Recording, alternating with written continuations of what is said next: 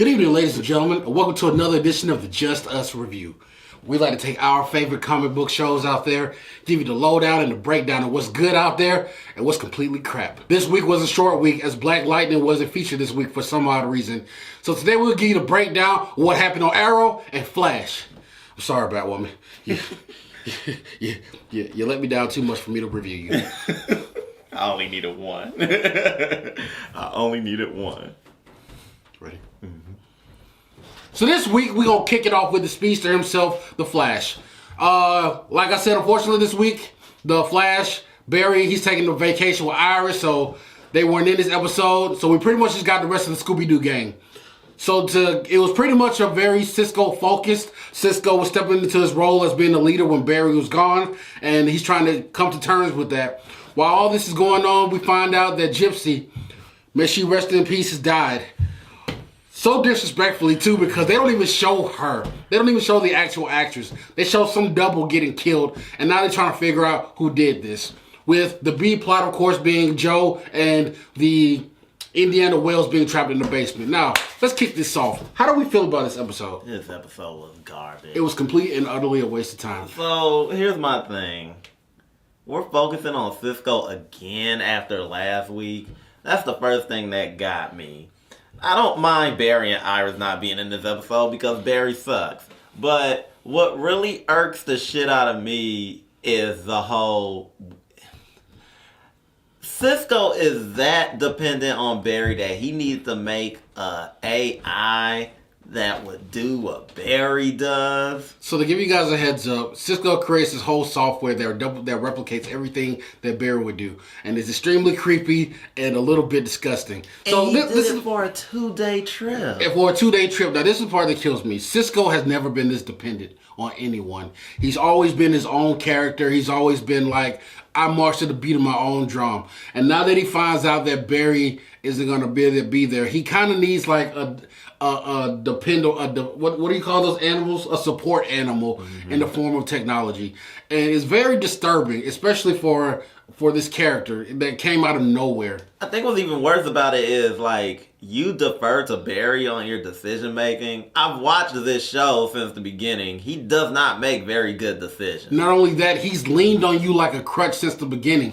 Cisco's been the one who made all the innovations. Cisco has been the key component to him defeating all of his enemies. And now he's helpless without Barry? I think, they could have, and this is my problem with these CW shows, they could have made this episode lightweight brilliant if at a certain point in the show, Cisco asks the Barry app what to do, and the answer is go to Cisco. Yeah. I just wrote a brilliant episode for you, but you wasted it on dumb shit. Because you got to do what the show always does.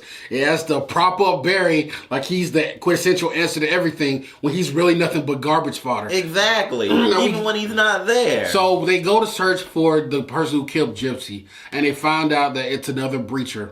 And then, long story short, it's Cisco. It's another version of Cisco that killed them. This mysterious breacher named Echo, who's supposed to be the most violent and dangerous person. So I guess this version of Cisco, who calls himself Echo, I guess he came to our Earth, watched a few episodes of Death Note, and said, "I'm gonna be he's my spirit animal. I'm gonna be just like him." It was so disturbing. I'm gonna wear a hood. But the saddest part, I'm gonna do shit like this all day. the saddest part about this is that Cisco versus Cisco was the best fight of the season. Sadly, that is horrific if you think about it. The stunt doubles did their job, I guess, but also too, like, it felt like that actor was like, well, Tom Cavanaugh gets to play a different version of him every season. I want to stretch my acting chops too. And it's like, everybody stop. Everybody sit down and shut up.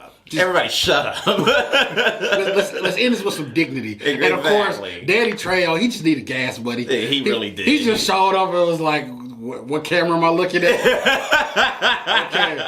I will murder you. Wait, no, tone it down. This is CW. Okay. I will hurt you. I was just like, oh my God. Like the first thing he's in when he walks into the room and sits down on Cisco's bed, the look he has on his face is supposed to be deep mourning and sadness because he lost his daughter. But I saw, Jesus Christ, I used to be in film.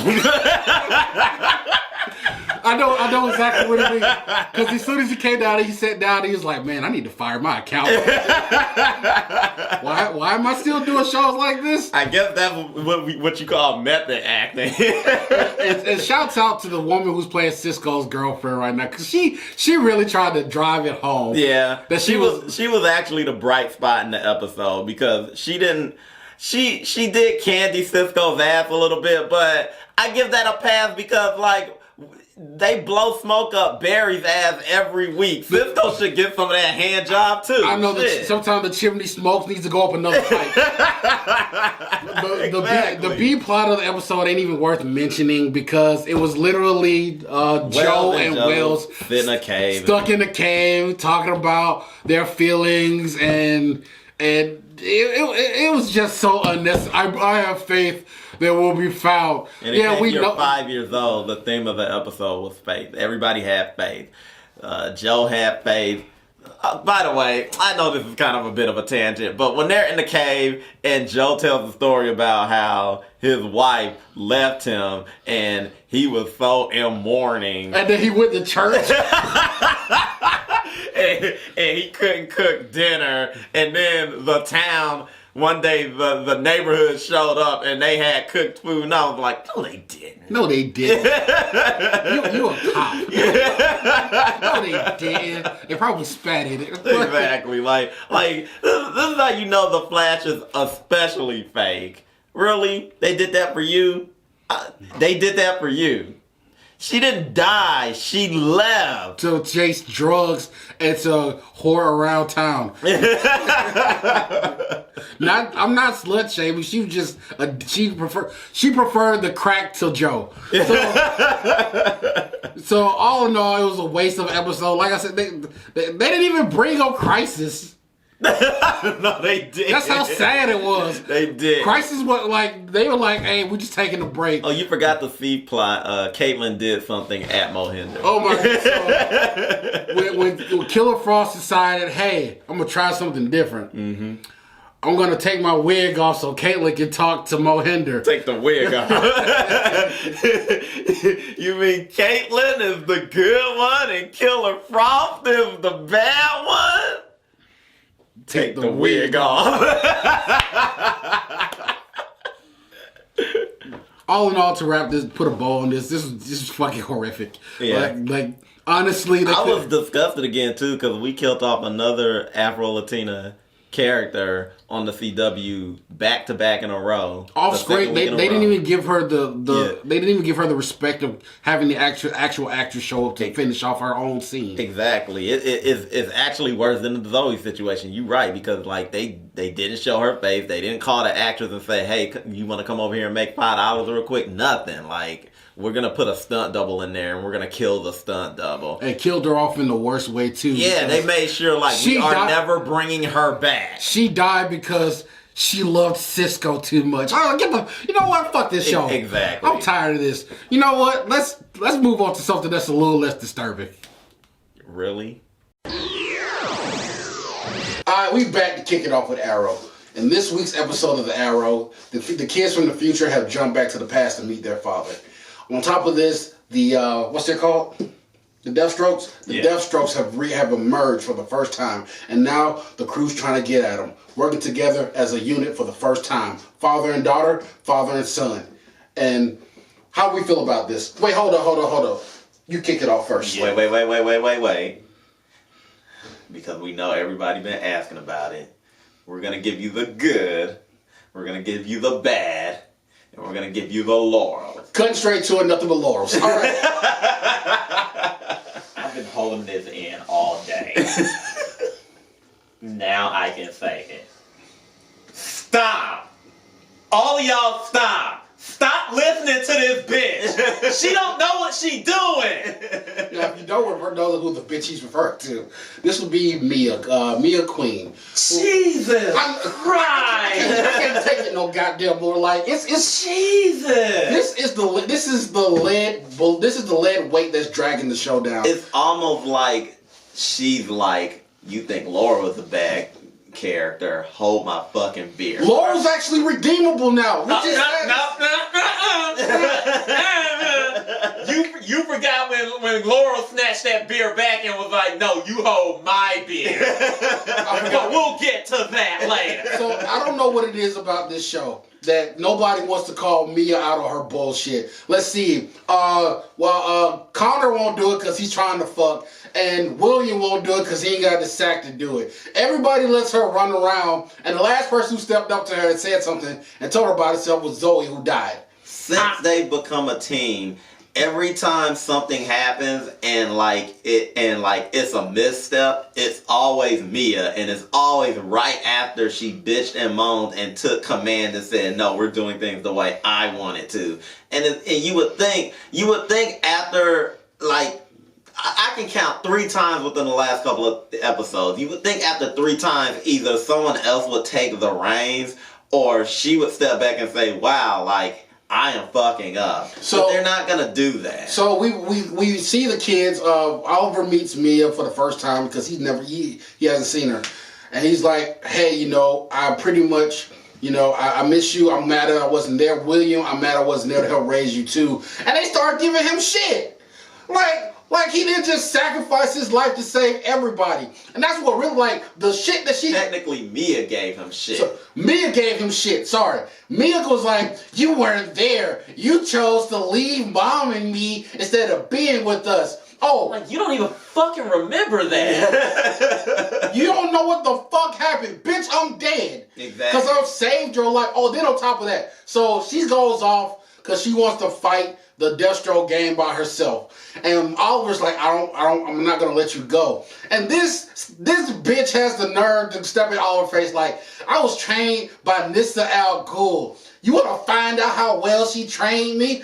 I would've whooped her ass. Like, you literally was doing, like, play karate in the backyard. Obviously, the training ain't working because JJ done whooped her ass 3 times before they got to the future. And you gonna step to Oliver. I know the back of his mind was like, you know what? If I had a belt, I'd beat the shit out of you right now. I literally went through all the shit that she did this episode and how, like, she did not have one win that wasn't from the help of anybody else. As a matter of fact, every decision she's made, not only in this episode, but the episode last week and the one before that, every decision she's made has turned out to be wrong. She is always wrong. Even if we start with this episode, okay, so they get to the past, and she's like, well, first of all, we don't need to tell anybody about their past selves. And logically, that's true. But here's my thing: the future is fucked, and you don't want to try to save it. So hold on. Now that we get to that point, so they initially lie to the old Team Arrow about what happened in the future. They tell them that the future is amazing, that everything's okay, that everybody's doing fine. Then after they confront the Deathstroke gang and the old Arrow team finds out that they were lying, my boy William couldn't hold it back. He was like, look, we lied about everything. The future fucked up. Zoe dead. I lost my shirt to a man in a knife fight in the alley. I'm broke, bitch. Daddy, help. Like, he didn't spill the tea. He just knocked the kettle Which over. caused thoroughly unnecessary drama between Renee and Diggle. Yeah, like even Diggle was like, you realize this is bullshit, right? He was like, yeah, but I'm pissed right now. I need to leave. But the second decision she makes is, we can do this on our own. We're gonna go back to where it all began, and they go back to the warehouse that they've been to 3 times. They've had their ass whooped in this warehouse so many times. Like they know. I swear they walked in there and she was like, in 20 years, that's my blood on the wall. And who was the one that steps on a landmine and has to be rescued? Mia. Not only that, when they first get in there and they like, William, stay here, and then the other two walk towards the camera just zooms in on the alarm as it's going off, as if to tell the audience, see, she fucking up again. And I'm like, we know Arrow, we know. So Mia and the team from the future get surrounded by the Deathstrokes, and who saves them? The old Arrow team. So they're like, this is fucking bullshit. So Mia learns her lesson now and decides to play nice with the group. She never did. Goddamn thing. No, which would be the responsible thing to do if this show made sense. But no, this bitch like, I know I'm right, so I'm gonna go off and fight the Deathstrokers by myself. Fuck you, daddy, I don't need you. And he's like, you can't go out there alone. Fine, I'll take Laurel. And that's when it was cemented that she gotta be the dumbest. No one ever chooses Laurel. When you were looking through the past, you didn't see the chapter about the fuck around gang. You just were the pages stuck together. This was the first time that I felt sad for Oliver. I was like, hey man, you want to go back to the past and kick you to death. So you ain't got to deal with this right now. So as I was... And you know what? What pisses me off? This overshadowed the real issue between Diggle and Connor, because they had some real shit that was going on between them. Yeah. Like real groundbreaking shit. Like your son becomes a killer because your adopted son, you treated better than your real son. That's a lot of shit to unpack there. But we can't focus on that. Oh. Wild Dog's only daughter gets murdered protecting a bitch who thinks she's better than everyone. But we can't unpack this shit right here because we gotta focus on Mia. And you notice, like, they never really say that she is the reason all of this shit happened. No, she gets to say it's just like, it happened, but we're just gonna pretend Mia had nothing to do with that. Like, when they were telling everything that happened in the future, they not once sided out there and said Mia was the reason that JJ murdered him. Exactly, murdered Zoe. Like everybody kept protecting her ass while she still got to piss and moan. And then come to find out. And the funny thing, let me just say this. The funny thing about that is, I could understand that if we're going off the, we're a team, we stick together no matter what mantra. But every time it's even implied that one of them fuck up, particularly JJ, she is quick to jump down their neck and be like, even when they went to the past, like, it was there was a bit of condemnation in her voice where she was like, did you kill JJ? And he's like, I tried to, but I couldn't. Like, you didn't do it, and you supposed to be the tough one. And here's the part that pisses me off about that. Like, the look she gives Connor when he didn't kill JJ, and I was like, first of all, that's his brother. The fact that he pushed himself to even come that close to killing him is one thing. Exactly. When you sitting there get scooped up. Second of all, you got Zoe killed, and you trying to bury that guilt on somebody else because you're a fuck up. And she don't even feel remorseful about it. The other two been crying and shit about it, and she don't feel remorseful about the fact that Zoe's dead. If I kill the Deathstrokers in the past, it'll make up for the fact that I was a fuck up in the future. Like, that's not how it works. You don't even know how you got there. Exactly. So stop trying to act like you know about time travel. Like, this character. This fucking character. Like, no one can possibly think that she's cool. In any way possible. Jesus Christ. We didn't even have like Black Lightning as a palate cleanser for this shit. We had to eat this. We had to eat this whole shit with no chaser. Oh, and P.S. the Monitor shows up and like, Laurel, you've been summoned.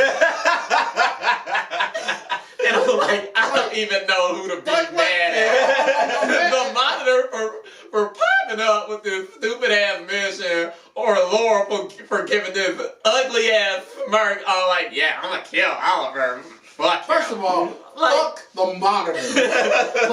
I'm sick of grown people playing reindeer games. This is fucking stupid. That he's playing all these. I'm gonna go talk to this person behind Oliver's back. Be a goddamn guy that own your shit. Exactly. I can bring back your world. No, you can't. If you could, crisis wouldn't be happening. I'm gonna go behind Oliver's back and talk to Laurel. I'm gonna go behind Diggle's back and talk to his wife. You sound like a stone cold bitch. Showing up in your second-rate Comic-Con special dress shirt. Up there, I'm the Lord of all, but yet co-signing behind people's back talking shit. You ain't nothing. Are we done here? Yeah, I'm done. Yeah. Alright guys, thank you guys for joining us for this episode of the Justice Review. It was a pretty clumsy schedule this week, especially without Black Lightning as a palate cleanser. Hopefully next week they'll try just a little. They'll just put in some effort. Just try a little bit. You know what? Black Lightning, please come back. Please don't make this be a 2 or 3 week thing. I hope this is just a week hiatus. Like and subscribe. We have our Patreon stuff that's about to get loaded up pretty soon. But until next time, peace.